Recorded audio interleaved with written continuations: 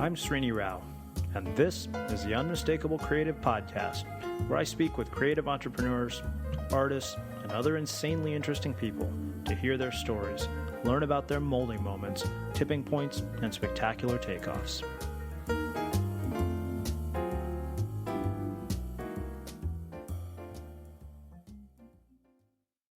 Natalia, welcome to the Unmistakable Creative. Thanks so much for taking the time to join us. Thank you for having me. I'm really excited. Yeah, my pleasure. So I came across you by way of our mutual friend, Michael Roderick, who also was a former guest here. And he described what you did, and I was like, okay, I'm not sure what she does, but that all sounds really fascinating. It's a strange combo of things. So tell us a bit about yourself, your background, your story, and how that has led you to doing the work that you're doing today.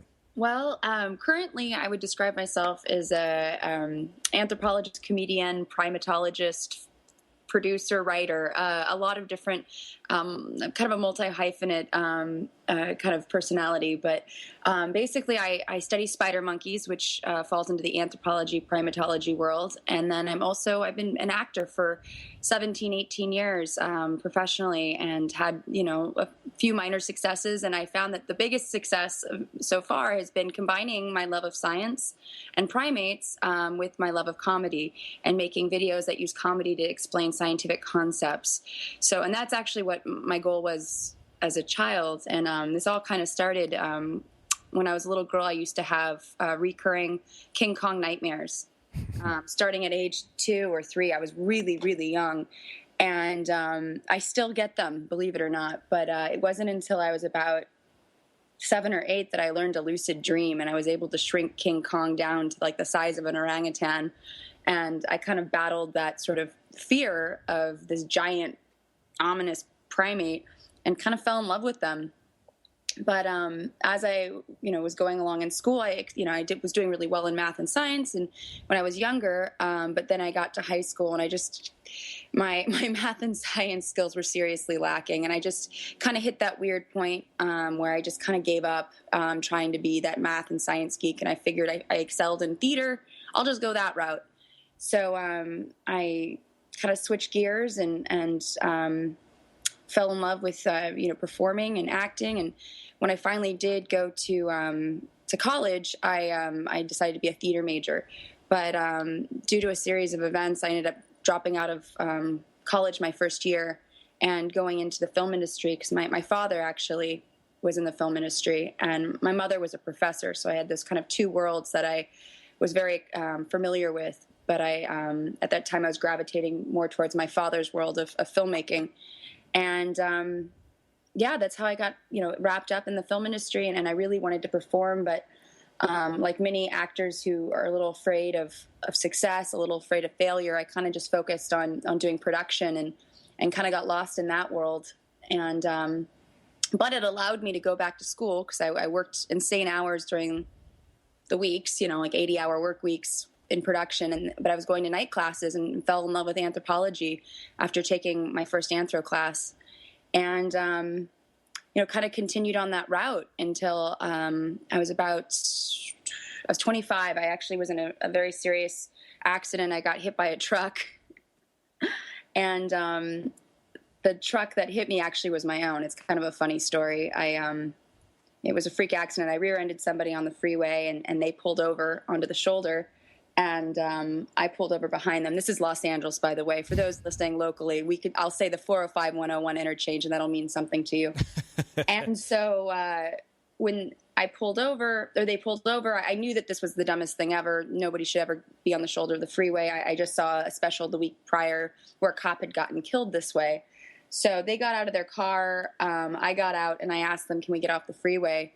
Because the next exit was another entrance to another freeway, so I didn't want them to think I was running from them. But they didn't speak English. They were in town from Japan, so it was just, everything was stacked against me at that point. So we were exchanging information, and while we were doing that, a woman came up on the shoulder and hit my truck going 70 miles per hour. And my truck hit me, and then I got pinned between my truck and that car and then thrown onto the off-ramp. So I had a significant amount of injuries. And, almost bought the farm. For all intents and purposes. I almost lost my leg. I had a huge crush injury to my lower right leg, and all the ligaments and tendons connecting to my foot were severed, and I broke my femur and punctured lungs, ruptured spleen, major concussion, had some memory issues afterwards. But, it kind of was it was a huge wake up call for me. Some people, go through their midlife crisis. Some people get hit by trucks. Mm-hmm. For me, it was getting hit by a truck that kind of woke me up and made me realize, you're not living fully. You're not going after your dream. You're afraid of success. It's not even afraid of failure. It's afraid of success. And I kind of changed my my route, and I didn't have health insurance when this all happened, so I kind of had to work multiple jobs to get by. I had a leg brace. I had a really bad limp for 2 years until I had a couple surgeries afterwards to fix my funky walk. I had kind of I remember at one point I had a cane, so I had my pimp walk, but it kind of got me. It was that kick in the keister that got me to go back to school for real and focus on anthropology. It got me at the same time also pursuing my acting career in a way that I'd never done before, in a way that I kind of was voracious and I wanted to succeed. After finishing up my undergrad, I actually during my undergraduate studies, I fell in love with a subspecies of gorilla called Grauer's gorillas. And they only live in Democratic Republic of Congo, which is also one of the most dangerous places on earth currently. And I really wanted so badly to work there. And in 2008, I was possibly going to work there, but with this group that was creating these composting briquettes for basically creating an alternative fuel to charcoal, because that's a huge problem, is charcoal harvesting that's destroying the forest there. And that's specifically in the Virunga National Park area, which is more mountain gorilla territory. But I was hoping that if I got on the ground in DRC, I could make my way to the Grauer's gorillas. And unfortunately, because it got really bad there sociopolitically, that got scratched. And so I, as luck would have it, my university, Cal State Northridge, acquired a wonderful primatologist by the name of Dr. Christina Campbell. And she works with spider monkeys. And I had no interest in working with New World monkeys. And New World monkeys are just anything that are in the neotropics, South America, Central America, and Southern Mexico. And I had no interest in spider monkeys at that point. But she had just been contacted by an organization in Panama that wanted to do a conservation project. And that, for me, conservation was that, that bell that dinged. And I was like, oh, okay, I can maybe switch species if it means helping to save the species. So I got tapped to basically I was a monkey counter. When I enrolled in grad school, I was originally going to be the one that was going to do the more ethno-primatological work where I worked with the people and I tried to encourage them to reforest. But the guy that was going to do the original census decided not to. So plans changed, and then I got thrown into the mix as the person that was literally going out into the forest and finding them, because basically I was told that there were no monkeys out there, but the local population told me differently. And so my job was to go out there and find these spider monkeys, and that's what I did. I had a wonderful guide, Jairo Batista, who is amazing, knows so much about the land, so much about, the monkeys themselves, and could be a botanist in his own right. I mean, he knows everything about everything. And when I got down there, it was kind of funny. I thought my Spanish was amazing. I was wrong. So we had a lot of fun, the two of us, the first few weeks, trying to understand one another. And sometimes we'd get so frustrated, we'd just start yelling at each other. He'd yell at me in Spanish, I'd yell at him in English, and then we'd laugh. But of course now my Spanish is a heck of a lot better. But we actually, in fact, when we did our preliminary field work in Panama in January 2010, we couldn't find any spider monkeys. And so I was really nervous. I thought, Jesus, I'm doomed. There's no way I'm going to find these guys. My thesis is going to be, well, we tried. Mm-hmm. So when I went back in June, I remember I went back in late May, we were able to find them, I think my first day out, and I cried. It was one of those, we went super deep, super remote. In the future, the only way we got to that particular forest fragment was by horseback. And and the guide, it's really funny because it's really rural Panama. And this one particular guide, his name is Archimedes, and the way you would find him is you would stand on a hill and you would yell his name. And if he emerged from he lived in kind of it was like a very rudimentary home, kind of like a shack. And he would just emerge from it. And that's how you knew if you had him for the day. Mm-hmm. So, and that's how we got him that first day. And so, he knew exactly where they were, took us right to him. And every time I went back to that particular fragment, I always found them. And it was the same actual group. It was a female with two infants, which I've seen grow up since then, which is really exciting for me. But that was my foray into field work. Before that, I just attended primate field school.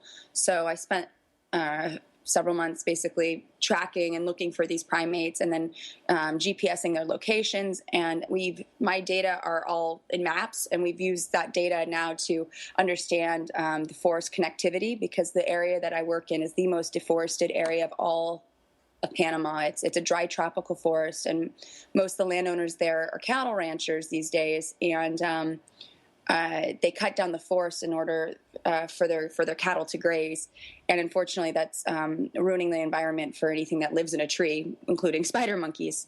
So, but the good news is a lot of times they don't cut down forests that are right on a stream or the river, because it allows for shade for their cattle to, they can drink, they can stand in the shade, and it's also way too treacherous to cut down because it's all on these incredibly steep hillsides, which are fun for us, the monkey trackers. Because I still have my leg is from the accident. I'm pretty much all put back together. I can run, I can kickbox. I'm really, really active. I love to dance, but I do have a bad leg, so I do fall very easily. So I call myself the Jack Tripper of primatology, because I will fall uphill, I will fall downhill. It's kind of pathetic, but the spider monkeys, when we did find them, actually they're, thank goodness, they're not habituated, meaning they're completely afraid of humans and are aggressive in a way. Some have thrown tree branches at us. Some have thrown fruit. I've gotten pelted in the pelted in the kidney by a group, and they were throwing these sabo fruit, which are these big fruit that they enjoy eating and apparently throwing. So, right now we're working to, we want them to have some degree of fear of humans, only because there has been documentation of spider monkeys being eaten in that region.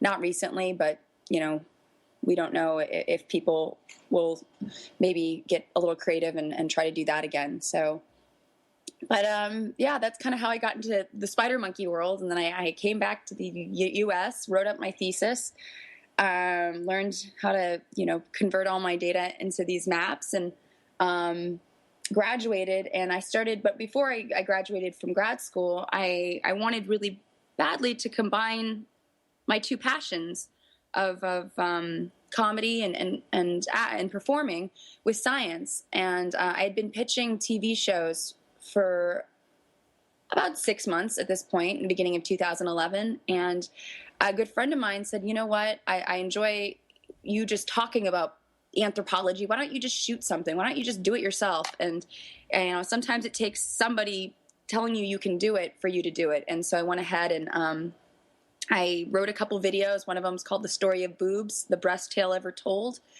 And that led to the Today Show. They actually found it, ironically enough, one of the producers, Marianne Zellner, who I credit very much for giving me the confidence to keep going on. She Googled anthropologist and boobs and found my video. And so the Today Show was going to do a special on America's obsession with tatas. And so she had me on talking about boobs with Ann Curry, of all people. And so it was a dream come true, but it was, it was kind of a stunning moment of like, how the hell did we get here? Oh my gosh. And so that happened. And then a couple days later, Stephen Colbert made fun of us on the Colbert Report about, I see NBC's doing a thing on boobs. What about butts? So I'm not one to miss a opportunity like that. So I filmed a rebuttal, calling calling Colbert out and saying, let's create Butt Week. And it kind of became a thing. And so I did a couple Butt Week videos. I got my grandpa, my dad, my brother to endorse Butt Week. I made Butt Week booty shorts. I took them to Burning Man because I go to Burning Man every year. And, I kind of wanted to make a fun movement, if you will, encouraging people to understand the evolution of the current human booty, because non-human primates don't have a keister like we do. To talk about how to keep your booty safe by, eating lots of fiber, staving off any sort of colorectal cancers, encouraging people to get colonoscopies after they hit 50. And then, just celebrating it, whether it's, flat as a pancake or big as a shelf, we gotta respect the booty. So this is where my poor mother, who is an academic, kind of blushes, because she's like, Jesus, how did this happen? So I made Butt Week #2 with Liberty and Just Ass for All. And that was a thing for a while. And I had a website and even had Butt Week mugs made up that say, Asspocalypse now. I mean, it's ridiculous. But again, my big goal is to use comedy to educate. And if coming up with something so silly as Butt Week or the story of boobs gets people to really understand our evolution and our morphology and appreciate it in a way that maybe they wouldn't if they thought it was just there for shits and giggles, I think that's it's a start. My heroes are people like Mel Brooks, who use satire to engage his audience, and Colbert and Jon Stewart, who obviously with shows like Daily Show and Colbert Report, it's very clear that people love their news with a huge dose of comedy, because sadly sometimes our state of affairs can only be made better, or people only watch if they feel like they're at least getting a chuckle out of it. And they're learning far more. It's almost even more unbiased than a lot of the news outlets these days. Mm-hmm. So for me, my ultimate goal, as I keep doing this, is to get a science comedy show off the ground that will bring science, not just anthropology, which is my focus, but all types of science to the mainstream, and being able to showcase my friends, because I have a lot of friends who are scientists in multiple fields. Mm-hmm. That to me would be a dream come true. So I'm working hard towards that. And in the meantime, I have a partner that we've created a website that our goal is to bring anthropology to the mainstream, and that's called Boaz Network. And it's a social networking site for anthropologists and non-anthropologists that are interested in the field, that they can share videos, blogs, ask questions, engage with one another. So prominent anthropologists can talk to students and vice versa. And we really hope that it'll become a hub for everything that's anthropology related.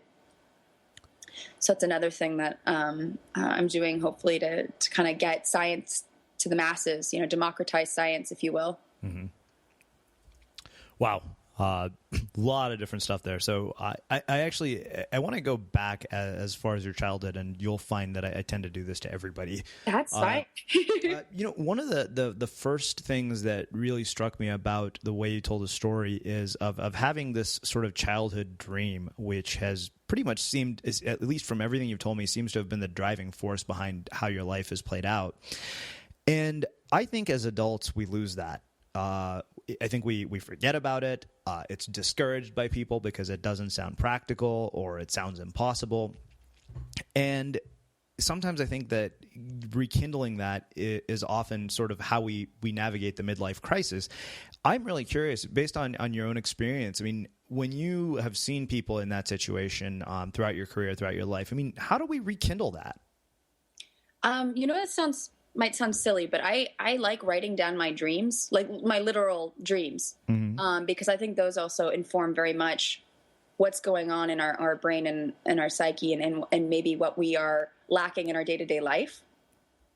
And I listen to that a lot of the times, because I'll dream things like, for instance, the day before, 2 nights ago, the day before Earth Day, I dreamt that I got into a graduate program to work with chimpanzees in the Democratic Republic of Congo.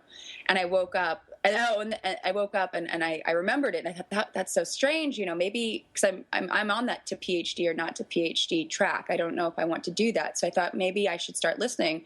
And then I went back to sleep, and I dreamt that I was pregnant and I was on a plane, but I was, the plane was not really destined for anywhere. So I woke up and I was like, what does that mean?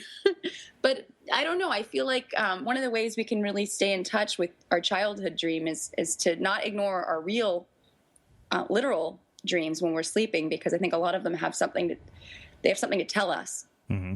And I'm not saying I want to jump on a plane and go to DRC and work with chimpanzees, and I'm not looking to go get pregnant, but maybe writing these things down and really thinking on them. I also think imagination is something that we should never abandon, whether it's just sitting down and writing in a journal about your thoughts and your feelings about where you are presently. I think that's a great way to understand maybe if something's missing. Maybe go back to a dream that you did have in childhood or even 5 years ago and think, did I abandon something I should be giving another shot? Mm-hmm. Because I know that I've definitely done that. And I still go back and I think, I always wanted to do blank, maybe I should really flesh that out again. I just started writing a book that I'm not sure it's going to go anywhere, but it's just, I used to write these absurd stories as a kid, really just outlandish stories. And I thought, you know what? I've been writing, theses and all these scientific papers. Maybe I should just try writing something absolutely outlandish and just see how that feels. And it might go somewhere, it might not, but I think going back and trying things out, if you have the time and the bandwidth, is worth it. Also, I think surrounding yourself by people that encourage your creativity is so important. I know that, like we talked about, sometimes people tell you can't do things. Mm-hmm. Even that person is yourself. So I think being able to find people that might not tell you, oh yeah, they're not constantly patting you on the back and saying, oh, of course you can do anything. I mean, there's those parents that are just say, my child can be anything, and that's great, but you have to also be realistic. But I think there's also those friends that can be very, they're the naysayers, and sometimes those naysayers need to be ignored. And they also, I think, serve a purpose in the fact that I don't know about you, but when someone tells me I can't do something, mm-hmm. It almost, it fuels the fire. Oh, really? I can't do it? Just watch me now. Yeah. But it also is nice to have those people that tell you you can do something and will help you along the way. You mentioned that Michael Roderick introduced us, and he's very much, somebody that believes in people that doing multiple things with their life, that these multi-hyphenates, mm-hmm. And that it is possible to be multiple things and to do them well. Because I think that's a big fear for a lot of people, is they're afraid if they do multiple things, they're going to lack in one of those hyphenates. If you're a good actor, you're not going to be a great primatologist or vice versa. And it just means you're going to have to work that much harder. Mm-hmm. Well, I love that you brought up this idea of not ever abandoning imagination. I think that's such a powerful statement. And, I think that I had somebody here once who told me we tend to judge ourselves before we express ourselves. And that's often the curse, I feel, that keeps so many people trapped. And, I think in my own life, when I look at things, I'll write down things in notebooks. And I've shared this probably on the show a handful of times now that, I literally looked back in a notebook from 43 weeks ago. Now it's probably 46 or 50 weeks. And in it was location ideas for the Instigator experience. And then I remember standing on stage thinking, wow, really? That's so bizarre. I mean, it was something we just imagined. It's put great. It on paper, and then it becomes reality. So I think that is such a powerful statement that, imagination is something that should never be abandoned. And yeah, as far as the people who light a fire under your ass when they tell you can't do it, I've got plenty of those. Well, it's funny. I mean, I forgot to even mention, I was on a TV show last year. Actually this year. It finished airing February 14th, mm-hmm. Valentine's Day. And it was a show about Bigfoot. and I was the co-host on the show. I was the science expert / co-host, teaching these. It was a reality competition show called $10 Million Bigfoot Bounty, and I was teaching these contestants how to track animals. Most of them knew how because they're hunters, but I had to teach them how to correctly collect biomaterials like a scientist would when they're conducting real scientific inquiry. And we had a mobile DNA lab, and we were able to test these biomaterials in the lab to see if it could possibly be Bigfoot DNA. So, but that was a great example of a show that I remember telling people a few years ago I would really like to combine my scientific knowledge and my acting ability or performance desires, and they kind of laughed at me and were like, "Really, how's that going to happen?" And I said I'd love to have my own show, and sometimes people, they can see it, but at the same time they know that they want to protect you in a way. Like, that's a great idea, but really it's such a far-fetched possibility. Let's not set yourself up for disappointment. Mm-hmm. And so it was a really awesome moment of realizing, even though it maybe not be my dream show, I mean, I very much enjoyed myself. I'm a Bigfoot skeptic. I'm a scientist first and foremost, and I think the probability of a large body bipedal undetected man ape living in the forests of Pacific Northwest is rather unlikely, but I still can appreciate it for what it is. And I remember driving at one point last year when I finally signed the contract, because it was a funny process. It takes a while. And I signed the contract less than 16 hours before getting on a plane to go to the Pacific Northwest. So it happened very quickly. But I remember driving thinking, holy crap, I have a show. Mm-hmm. How did this happen? I have a show. And I knew that it wasn't going to be the biggest show ever, but it was still at that moment where it's like all that work that you did, it wasn't for naught, and things are happening, and it's those baby steps that lead to the bigger steps, and it really is learning to believe in your craziest of ideas, because those are the ideas that are going to get noticed. Those are the ideas that are original. Mm-hmm. And a lot of times, as we know, with the series of remakes that are being made every year, a lot of times the world is afraid of originality. But at the same time, those remakes kind of get swept under the rug really quickly. It's those fresh ideas, those innovative new concepts that get all the attention, and it might take a while, but it'll hit, and you'll be happy that you stuck with it, I think. Yeah, well, I always say if you try to copy what's come before you, at best you'll become a pale imitation of your predecessors. I love that. There's so much here that I want to get into. One of the things that you brought up was being in theater in high school and having this comedic and performance background.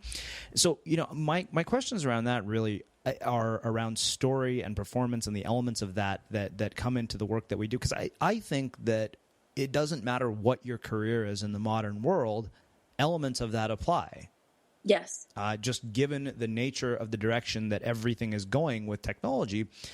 And I'm really curious kind of how being a performer and a comedian has shaped your storytelling perspectives and shaped your entire view on storytelling and developing narratives around all the stuff that you do. And what are the takeaways for people listening? I think that everybody has a story to tell, first and foremost. I really do. I actually just wrote a abstract for an anthropology conference that I'm hoping to present at, saying that anthropologists, because it's an anthropology conference, anthropologists by nature and by design are storytellers. But I think everybody has a story to tell. And one of the things we have to remember is it doesn't have to be perfect. It doesn't have to be hysterical. It doesn't have to be dramatic. It just has to be yours, and it has to be real. And for me, when I did theater growing up, one of the things that anytime you watch a performance that really strikes you, there's something authentic about it. There's something real. There's something that they own their performance. They own that character. And for me, when you in particular own your story, whatever it is, I think that is what really makes it special. Mm-hmm. And something that can be very poignant like I said, you don't have to cry on cue. You don't have to, there's a lot of things you don't have to do. You don't have to be falling on the floor, spit, take, hilarious. But I mean, everybody's story is going to have humor in it because let's face it, life is funny. And most of the time it's funny unintentionally. You didn't mean to fall, but boy, was it funny when you did. So I think it's learning to not necessarily edit the story to make you look good too.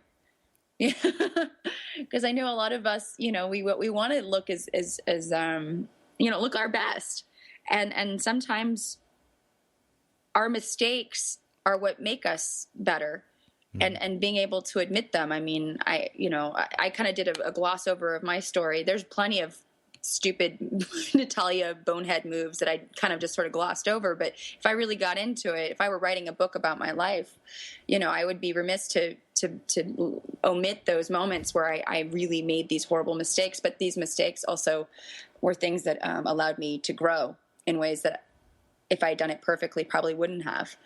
And also, I think realizing when telling your story, and I think there's moments where you kind of hit those aha moments, those moments where you realize things did happen for some sort of reason, like you didn't get into the grad school of your dreams, but you ended up going to this, second-rate school and met your future spouse, and had you not gone there, you would never have met that person.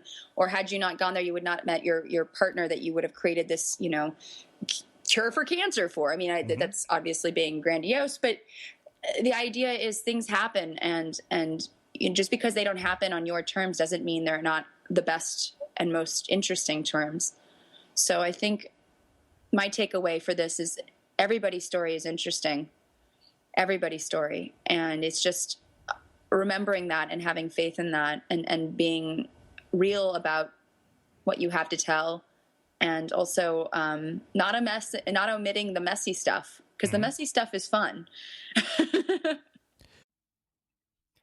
So I don't know about you, but vacuuming is not one of those things that I ever look forward to doing. But as you know, your environment has a huge impact on your creativity. So I still like it to be clean wherever I'm living and working. But now it doesn't have to be something that you deal with. If you're like me and you grew up in the 80s, you probably fantasized about the day when cleaning your house would be like it was for the Jetsons, meaning you don't have to lift a finger. Well, the good news is that we're already kind of living in that future. And the easiest way to make sure your floors are clean every day is with the iRobot Roomba Robot Vacuum. It cleans up after itself. The Clean Base automatic dirt disposal takes convenience to a new level, automatically empties its own bin into an allergen lock bag that holds 60 days of debris and traps 99% of pollen, mold, and dust mites, so you can forget about vacuuming for months at a time. Let the Roomba clean for you instead. It learns your home, finds dirt, and empties itself on its own. It's got powerful cleaning performance made effortless. Remember, if it's not from iRobot, it's not a Roomba. To learn more, go to irobot.com/unmistakable. I think it could hurt, but it's fun. It's really fascinating. Of all the examples you chose to use was not getting into the grad school of your choice, or what you consider a second-rate grad school, because I ended up at Pepperdine, and I considered that more or less a second-rate experience. Oh. And I went to Berkeley as an undergrad, so it was kind of like, okay, well, this is a step down. But it's interesting you say that, because I look at everything that happened. I probably wouldn't be here having this conversation with you. I became an avid surfer because of it. So my sister always tried to sell me on those virtues. She said, okay, you can't put a price on those two things. And you're right. I mean, it's one of those things where those things, I think we can let them be catalysts, or we can, let them kind of derail our lives. And I realize now that I think it was the best thing that could have ever happened to me. Right. I agree. I mean, that's, honestly, there's so many times I look back. I mean, I would have auditions. Specifically, I remember I auditioned. It was for Spider-Man, and it was a small role. It was playing a nurse in the movie, but still, it was Spider-Man, and it was huge, and I wanted it so badly. And I thought, well, I know these guys because I used to work at Sony, and I knew everybody there. I'm like, I have to get this. I put in the time. I can do this. I can do this. And I remember it was an awful audition. I walked out of there, and I was like, what happened to you, Natalia? Where was your head? And I didn't get it, and I was so upset, and I do think it could have been one of those life-changing, even though it was a small role, it could have really catapulted me. But it also kept me on my track that eventually led me back to school for anthropology, which eventually got me to primate field school, which eventually got me into grad school. But then I talked to a woman. It was really funny. I was, you're going to laugh. I do Taibo. Well, it's actually called Drench. It's called Body Theory. It's the same people who did Taibo, but it's the brother and sister of Billy Blanks, Irene and Michael Blanks. They're awesome. And there's this girl that was in my class, and we were talking one day. She's an actress, and she said, I had hit my lowest point, and I was going in for an audition, and she's very religious, and she prayed to God that she would get the part. If not, she was going to give up on acting. And I said, what part was it? And it was the exact part that I auditioned for. It was the part of the nurse on Spider-Man. Mm-hmm. And I went back and I watched it. I'm like, holy crap, that was that part. And that is her. Wow. And that was the moment that she decided not to give up, that she got it. And it was like a sign from God in her way, mm-hmm. in her life. That's the way how she took it. And I believe that. And, for her, I'm not a very religious person. I'll put that out there, but I'm spiritual. And I thought that's wonderful. And that was such a great moment of, wow, okay. It might have ruined my day, but it made, Uh-huh. So it's those like funny moments, those serendipitous moments where you're like, wow, okay, just so I didn't get it, she did, and it turned her life around. So, I think instead of focusing on what you don't have, focus on what you do have, mm-hmm. And what is going right. It sounds so hippy dippy and a little too maybe optimistic, but at some point you just got to be that way. So, on that note, I think it makes a perfect setup for a question that I've been wanting to ask you. I mean, the life of an actor or the life of somebody in the entertainment industry is one that comes with a lot of hard knocks in general. I mean, you hear more stories of people who tried to make it and didn't than the other way around. And what I would imagine that gives somebody like you is an insane amount of grit and persistence. And so I'm very curious how you've cultivated that over your life and over your career. It's a great question. No, I as a kid, I went through a lot of funny periods. I was not like a cool kid. I was definitely a tomboy as a child.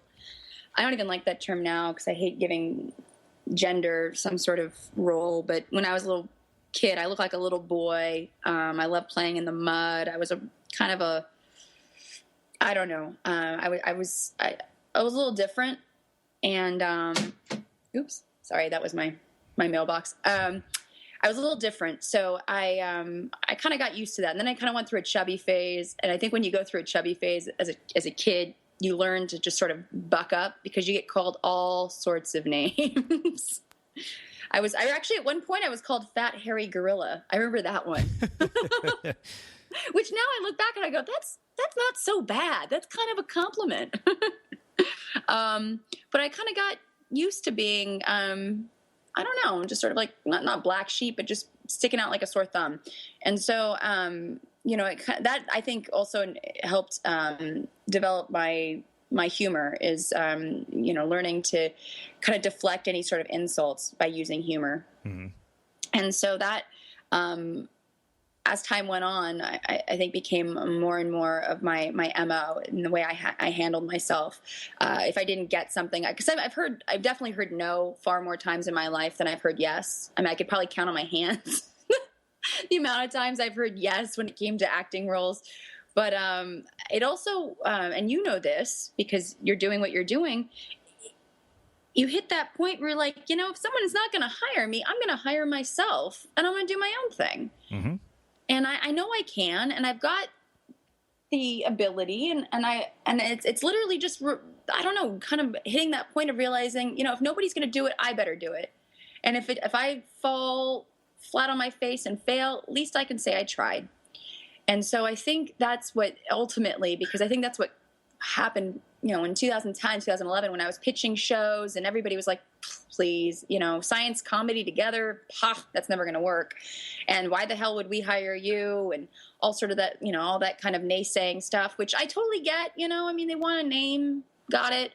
But I just got me off my butt and made me do it myself. And so the whole idea of having grit, most definitely. And of course, getting hit by a truck, that kind of toughens you up. I've got a lot of resistance to, because when I got hurt, they basically said, you're not going to be able to walk for, 6 months, run for a year, if you could ever run again. And, I was walking within 3, running within 6, because I just, it's being told you can't do something is what really kind of puts that fire under your butt to say, yeah, oh yes, I can. And I will. And, so I think having a tough skin is essential for anybody who wants to be, I don't even think it's performing so much, but it's just creating, because art is such a subjective form of expression that someone's always going to hate what you do. Yeah. Someone's always going to say, that's stupid. That's the dumbest thing I've ever heard of. So as long as you like it, and maybe a couple others, and in your case, Glenn Beck. Yeah. There's also the woman who says that she hopes I'm a better surfer than I'm a writer. My favorite Amazon 2-star review. That is just, you know what? Go with it. That's one of those things that you're going to put on your, the next book when it's, the bestseller. It's like those things are the best. On Twitter, when I did the TV show, one of my favorite tweets was, I bet Natalia is just a stripper named Ginger. They blew all their budget on Superman. To which I replied, right? To which I replied, if I'm Ginger, does that make Todd was my co-host, does that make Todd marry Ann? And no, I'm a cage fighter named Dream Crusher. And so, that silly response got the guy laughing, and all of a sudden he became a fan, and he started kind of tweeting back, So it's stuff like that you can kind of, that's why I never was into Twitter until the show, because I didn't really see a purpose for it. But now I see how it can really allow you to engage with the audience in a way that, you can kind of win people over, and you can fight them with, either kill them with kindness or with comedy. Yeah, I love that. Because for me, killing them with comedy is the best, I love that. It's funny. I think it was Kimmel or somebody who did a special, if you guys do a YouTube search for it, where he did a video special of celebrity tweets that were really mean. Yes, those are the best. And you see that and you're like, wow, yes. Okay. We have, for those of us who have mildly popular online presences, we have it really easy compared to that. It's so funny. I always joke, because when you're in a car and you're driving and you'll say, and I'm no angel. I live in Los Angeles. So let's just say I have potty mouth extraordinaire when I drive, and I'll say the most horrific things. But it's like, if you imagine, and I try to keep it under wraps, but sometimes, again, driving in LA, it's a little tough. But then you think, well, it's no different than if you're in the supermarket and you've got your shopping cart. Would I say the same thing to those people if their face was right there? Of course I wouldn't, Yeah. Same with this online presence. People think that, and I would never, some of the things are just horrendous, especially when people attack appearance, because it's that I feel like attacking of appearance is the lowest of the low, because it's really, that's all you got. You're gonna make fun of my hair, you're gonna make fun of my face, really, that's it. Can't you come up with something a little bit more clever? Apparently not. So you're gonna make fun of my boobs, whatevs. So I think it definitely means fielding a lot more hurling of insults and, rotten tomatoes being thrown at us. But I think it also makes you stronger. Yeah, no doubt. I want to ask you one question about the accident. We had a guy who's a happiness researcher here named Sean Acor, who absolutely one of my favorite people on the planet, and I reference his work a lot, mainly because it's some of the most practical advice on happiness you'll ever find. For those of you who didn't listen to it, go back, because there's no dropping acid, no going to Burning Man, no meditating in an ashram required. Stuff that we can all do on a regular basis that makes literally takes 2 minutes a day and makes a huge difference. But one of the things he actually said to me in our conversation was that there's two types of people they've found who've been through trauma: those who experience post-traumatic stress, and those who appear actually are kind of this anomaly, who experience post-traumatic growth. And you seem to fall into the latter camp. And based on your experience, I'm very curious what you think distinguishes those two groups. That's a good question. That's a really good question, because I try to understand that myself. Because there's a lot of people that came in, and when I was in the hospital, I had a lot of visitors that were really stressing the horribleness of it all, where I was stressing I'm not dead.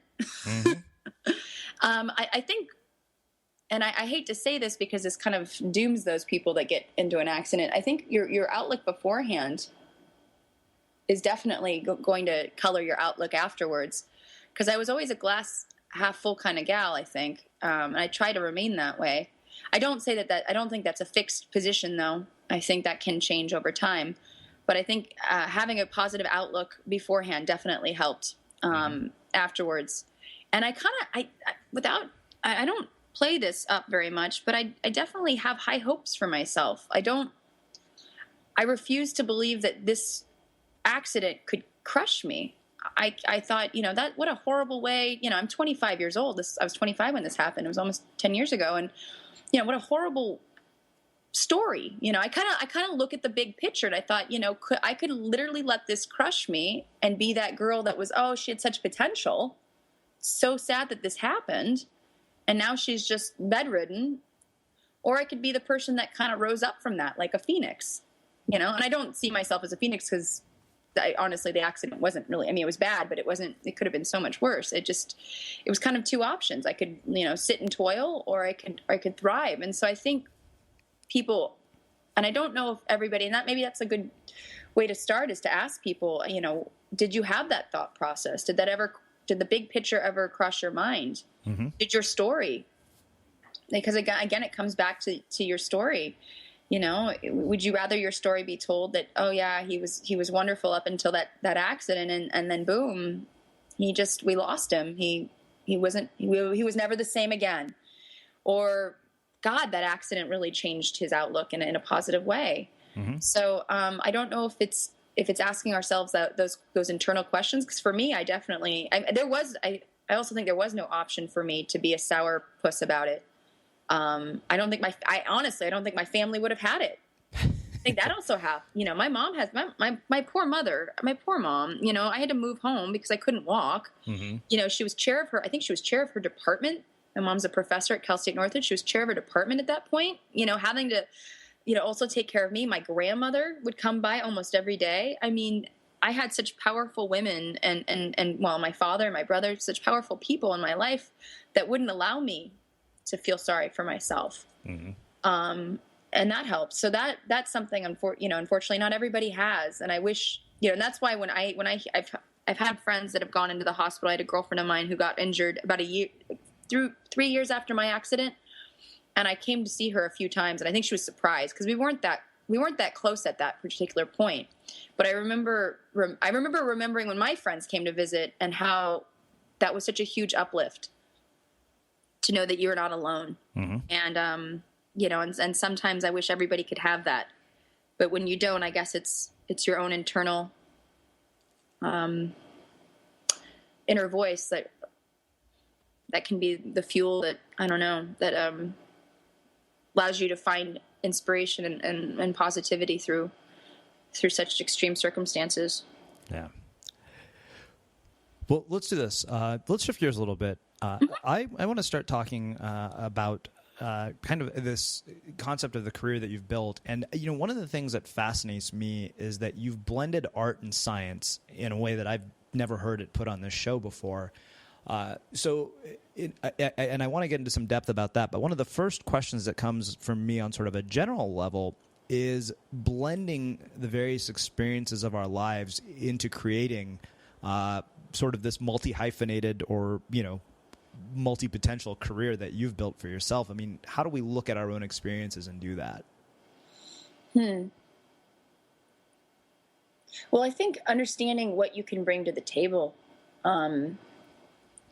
because I think so many times in our life we have such self-doubt mm-hmm. and thinking, who am I to do this? Who am I to because I wanted to combine comedy and science for a while. And I even remember years ago, I had a card made, like a business card, and I called myself an anthropologist, and I wasn't an anthropologist yet. And I remember I used to write above it, burgeoning, and I would hand it out saying burgeoning anthropologist. But I remember kind of creating that, okay, well, I got this silly card made, and I don't know why you did it. I really don't know why I did it. It was ridiculous. And I hardly gave them out because I felt so silly about it. But it also made me go, okay, you wrote it, you put it in a card, now you got to make it happen. I have a weird way of inspiring myself and forcing myself to do things, like going to grad school, apparently. But, I made myself do it and get myself the street cred so I could put together comedy and science. Because I knew that a lot of people want to do what I do, I think, or be an expert in science. And we've talked about, or we haven't talked about the internet. There's been articles recently about the whole idea of everybody, because of the internet, everybody's an expert. Everybody's an expert. Everybody knows everything. All these articles are going around, like what makes a perfect marriage? What makes a perfect this? What makes this? What makes that? No, we don't, some things that nobody can really know. Some things are just really purely subjective and relative. And sometimes people act as though they're science experts and they don't know a lick about science. So I wanted to make sure that I was not one of those people before I went out there and created this sort of combination of comedy and science. So for me, it's about fighting self-doubt. I do it every day, quite honestly. When I make my videos, I work with an editor. Her name's May Cat. She's amazing. And she, I'm very hands-on in the editing, and she's very patient with me. But, I go through, she watches me kind of go through that process of like, oh, I don't know. Is that joke funny? And she's purely, from the entertainment standpoint, she's not a scientist. And so I'm kind of a stickler for any sort of science. If there's anything that's not particularly right, I'm just like, cut it. Mm-hmm. And she always laughs at me like, not everybody's going to know that that's wrong. And I said, well, I will know. It's about hold yourself accountable to creating your best work. Yeah, I love that. But also it's that weird fine line of being hard on yourself and being accountable, but also having that confidence and trying to keep self-doubt to a minimum, which is so hard, as in the creative process. It's so easy to say this sucks. Nobody's going to like it. And the cool thing about the internet is it allows you to kind of get it out there and you do get those crappy tweets or those mean comments, but at least, you can kind of gauge from your audience whether, other people are going to say nice things about it, whether, you're on the right track. Mm-hmm. So I think that definitely that fine line between keeping the self-doubt at bay and also, staying in line with your beliefs and your integrity, because my scientific integrity is huge for me. I even like the Bigfoot show was a great example of I was really nervous about doing the show because I knew that it's reality TV, mm-hmm. and reality TV is all about spectacle. And I thought, oh shit, I worked so hard. I don't know if I can say that. Oh shoot. I worked so hard to keep get my science street cred, and I'm still gaining. I don't have my PhD, I have my master's, and I'm considering going that route, but I don't know if this show is going to absolutely destroy me. Mm-hmm. And the producers did an excellent job keeping, Dr. Todd Dissatel being my co-host, who's also a very good friend of mine. They made us look like we knew what we were talking about, because, we did, but at the same time, they really could make us look like, a bunch of ninnies. And they didn't. We look good. And fortunately, the scientific community, the anthropology community, for the most part, was very, very supportive. They even had a Scotch and Squatch party at Notre Dame University, because we have a lot of friends there. So they would drink Scotch and watch Sasquatch. And so, it was a lot of really cool stuff was going on with the show. But there was a lot of like, oh gosh, I hope I don't, lose my street cred in the anthropology world. Mm-hmm. So I think it's, those are valid concerns, because there are people that, this is a very get your 15 minutes of fame kind of world. And I'm definitely, I've been doing this since I was 18 years old, and I'm not that was a while ago. So it's like, I've worked really hard to kind of get where I am. I'm not going to sell out. One, that somehow you've been setting up all my questions perfectly, which really works out nicely. I'm sorry if I ramble too. No, not at all. Somehow you're making my transition seem really, really smooth, which is nice. This is great. I can tell that you've been behind a camera and spent a lot of time talking to people. Like, I can sense that you've got almost a natural ability to have a conversation, so it really works well, and I love it. It's. One, I really appreciate that you talked about sort of holding yourself accountable to a standard. And it's funny, right? You're like, yeah, nobody else will know. And I've talked about this on the air before, where it's like, well, nobody else will know, Srini, that interview wasn't your best work or something like that. And I've been, I'll go back to people and say, I want to redo this. It's not good. It doesn't meet our standard. It's just simple. I always want to know that I've done everything I can within the resources and the constraints that I have. Like, if you look at something and you know that you skimped somewhere, you're like, we kind of just we skimped.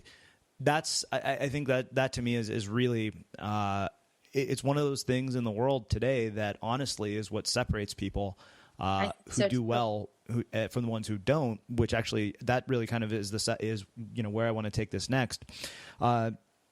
I mean, you've done something really fascinating. I mean, you've blended art and science in a way to use comedy to educate people.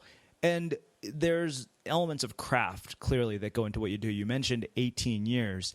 And like you said, I think we live in this world where people sort of see the possibility of winning the internet lottery, where, hey, somebody will discover your crappy video on YouTube and you'll become famous overnight, which is clearly not the case with you, because there's craft involved in all of this. Like, we're hearing the story of what goes into that moment in which suddenly you get discovered by the Today Show. There's a lot of work that comes before this. And the question for me is, as somebody who is seen a world that is incredibly ruthless, the world of entertainment, is, one, the role that talent plays in all of this, and two, mastering a craft. Like, what goes into something like this in the course of an 18-year career like yours? And, I mean, I am at the point where, even though the internet has democratized our ability to create, I still think that exceptional stuff is the only stuff that stands out. I hope so. I always joke, I'm like, I need to get a cat. I could be making such well-crafted cat videos. Yeah. But you're right. It really is those moments where, those je ne sais quoi moments where the cat does something perfect for 30 seconds and then all of a sudden you've got 2 million views. Ironically, you'll laugh. My video that has the most views is called Tapirs Gone Wild. And it's 2 tapirs at the LA Zoo from like 2006, where it looks like one might be doing something slightly, sexual to another. Uh-huh.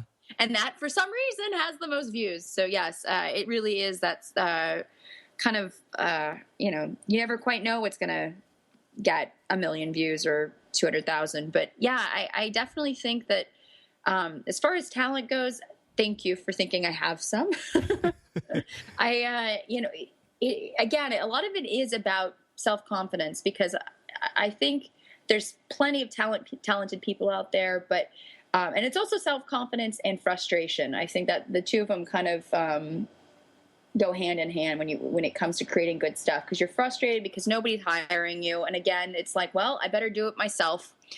I've got the resources. If not, I'm going to pull from friends, because why not? I live in a town where there's tons of out of work people that have a plenitude of talent. Mm-hmm. And so why don't we band together and create some good stuff? And as far as crafting, like, I really do have to do a tip of the hat to some of my favorite comedians. I mean, George Carlin. I'm a huge fan of Mel Brooks films.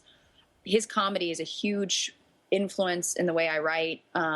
Daily Show, all those sort of, carefully crafted satires I love. And I feel like that is what I would like to influence what I do in the future and what I do now. And again, it took, I've been doing this, like I said, since I was 8. My first acting job, I think you'd find this humorous. My first acting job was playing a dancing chicken McNugget in a McDonald's commercial.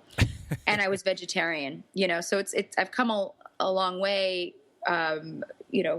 choosing what kind of work I do. Not to say I wouldn't do it again, because that was a really fun job. But I definitely feel like as far as combining everything together has kind of given me the opportunity to create something that is truly different and original.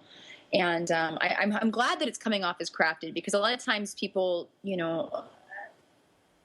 often question, like, even if I write my own stuff for the science videos, they think I have like a team of writers or somebody's writing it for me, or, and I really want to kind of create a video that tells a story, but also makes you laugh. But you walk away with maybe 2 or 3 big chunks of information that you wouldn't have had before you sat down and watched one of my videos.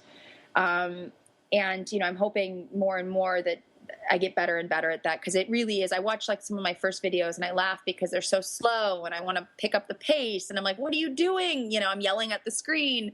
And I feel like it's definitely changing and evolving and adapting to, of course, the ever attention deficient internet audience, because they can't stand watching a video more than 2 minutes long. Mm-hmm. So I definitely feel like, pulling my resources as far as talent, my friends that are great shooters, my friends that are wonderful editors, my talented actor friends, comedian friends. I did a video called Play With Your Balls, which is a testicular cancer PSA. It really is a serious video, but it's also silly fun. And I had great comedians come in and be a part of that. And a lot of my inspiration happens in the shower. I finally bought shower crayons so I can start writing my ideas down on my tile. Awesome. Because I'm sitting there in the shower and I'm like, testicular, the Movember was coming up, and this a couple years ago, and I was like, play with your balls in the shower just came to my mind. And so I was like, okay, you need these crayons. But that kind of stuff, I think, is, pulling your talented people, and then, of course, writing something that is smart as it can be. Mm-hmm. Because obviously something called Play With Your Balls can be so cheesy and ridiculous. and I even though I try to keep things a little sexy, I really try to keep them away from the trashy department. Mm-hmm. I try to maintain some of my self-respect, even if it's just a little. Awesome. Well, I have one last question for you, and this is how we close all our episodes. Our show is called The Unmistakable Creative, and we live in probably one of the most, like you said, attention deficit times in history. And I'm at this point now where I'm convinced that the things that stand out are unmistakable. And so my question for you is, what is it that makes somebody or something as an artist or a creative, or even as a person, unmistakable? I really do. I mean, it sounds, I think, a little cheesy, but authenticity. I want to see somebody who I'm watching them and I know it's them. I know it's not them saying somebody else's words, even though they might be saying someone else's words. I want to watch somebody being them, being themselves, because I think why do I want to watch somebody faking something? Mm-hmm. I want to see originality, and because everybody is original in their own way. I think that makes somebody unmistakable. I sometimes you meet people and you're just like, you're bowled over by them because they're so unapologetically them. Mm-hmm. And in a way where you might be like, wow, they were kind of rough, but you know what? They were themselves. They might've been a little harsh, or maybe not obnoxious, but a little, kooky, mm-hmm. But they were them. They weren't putting on an act. That was 100% who they are. And I think that's what makes somebody unmistakable and unmistakably them. And I like that. I like feeling like I'm seeing somebody for who they are rather than having to guess. Awesome. Well, Natalia, I have to say this has been really, really, really cool. You've brought a perspective that I haven't gotten to hear on the show. I mean, you've brought it from a world that I haven't gotten to be exposed to just yet. I think our listeners are going to absolutely love you, and I can't thank you enough for taking the time to join us and share some of your insights with our listeners here at the Unmistakable Creative. Thank you so much. I'm honored to be a part of it, honestly. Awesome. And for those of you guys listening, we'll wrap the show with that. Today's episode of The Unmistakable Creative has been brought to you by FreshBooks, the simple accounting solution for business owners who want to skip the headaches of tax time. No more hunting receipts, digging for invoices, or going through records one at a time. For a limited time, you can try it free for 60 days. That's 2 whole months to see how much more efficient it will make your invoicing process. Visit getfreshbooks.com to learn more. And remember, when you get to the How Did You Hear About Us section, enter Unmistakable Creative. And don't forget, when you support our sponsors, you support our show. You've been listening to the Unmistakable Creative Podcast. Visit our website at unmistakablecreative.com and get access to over 400 interviews in our archives.